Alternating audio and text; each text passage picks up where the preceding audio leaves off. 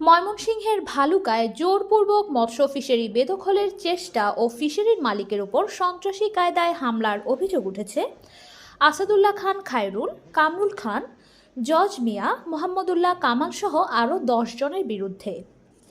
এ ঘটনায় জিহাদ মিয়া বাদী হয়ে ভালুকা মডেল থানায় একটি লিখিত অভিযোগ দায়ের করেছেন। ভুক্তভোগী ও অভিযুক্তরা উপজেলার রাজু ইউনিয়নের খুর্দ এলাকার বাসিন্দা। অভিযোগ সূত্রে জানা যায়, মৎস্য ফিশারি নিয়ে দীর্ঘদিন ধরে মাহফুজ আকন্দের সাথে অভিযুক্তদের বিরোধ চলে আসছিল।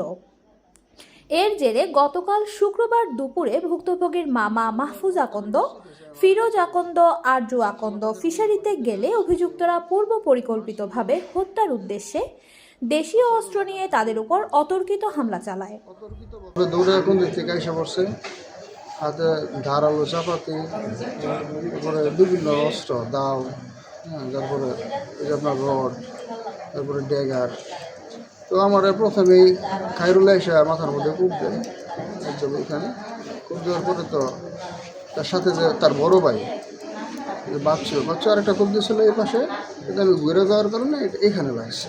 এখানে আমার 3টা সেলাই। পরে আমি তো ঘুরে গেছি। ঘুরে যাওয়ার পরে আর আমি যেমন কিছু বলতে পারি না।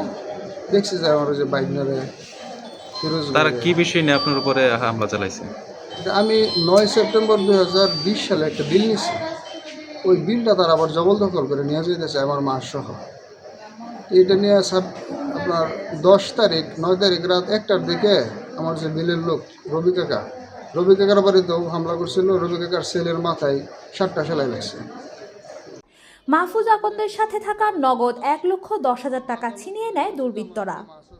এ সময় তাদের ডাক চিৎকারে পরিবারের অন্যান্য সদস্য ও স্থানীয়রা এগিয়ে আসলে অভিযুক্তরা ঘটনাস্থল থেকে পালিয়ে যায়।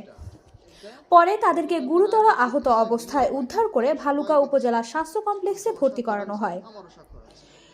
পুলিশি হয়রানির উদ্দেশ্যে অভিযুক্ত মোহাম্মদুল্লাহ কামালও অসুস্থতা দেখিয়ে ভর্তি হন একই হাসপাতালে। তবে 1 ঘন্টা অবস্থানের পর হাসপাতাল কর্তৃপক্ষকে না জানিয়ে হাসপাতাল থেকে পালিয়ে যান তিনি।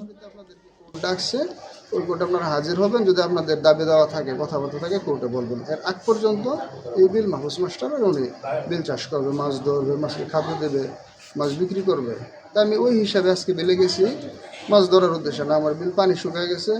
আমার একটা হাউস থেকে পানি নামানোর জন্য পাইপ ছাড়তেছে আমার ওই যে লেবার, তখন আমার উপরে আসা।